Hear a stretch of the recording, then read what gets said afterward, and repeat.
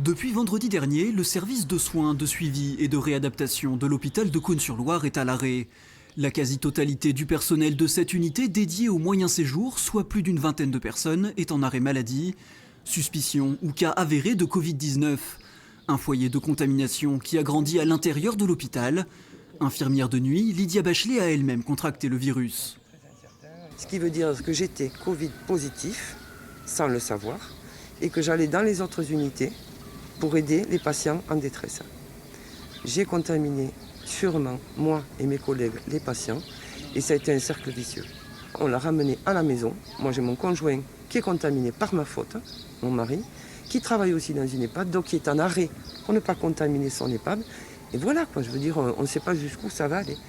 Dans un courrier, le personnel témoigne de cette peur de contaminer leur entourage et regrette les erreurs et fautes graves reprochées à la direction et à l'État, notamment l'absence de tests dès les premiers signaux début mars et le manque de matériel de protection.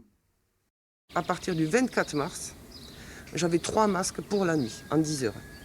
Ce qui veut dire que les 3 masques, si vous voulez, mes 3 patients qui étaient suspects, j'aurais dû jeter mes masques derrière. Au lieu de ça, j'étais obligé de le garder sur la figure et d'aller dans les autres chambres. Voilà.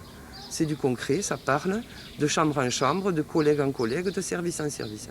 Pas de cas graves à signaler jusqu'ici.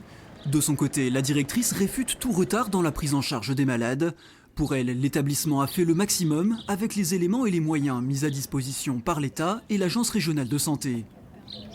Voilà, les mesures ont été prises de façon adéquate, progressivement et graduée en fonction de la prise en charge des patients admis en SSR.